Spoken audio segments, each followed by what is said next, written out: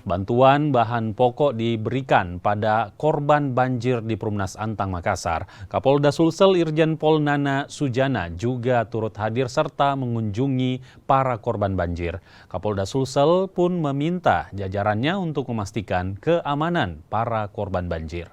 Bapak Pangdam dan para pejabat utama saat ini berada di Desa Manggala, Kecamatan Manggala, dalam rangka untuk meninjau dan mengecek perkembangan terkait dengan bencana alam banjir yang ada di Kecamatan Manggala ini.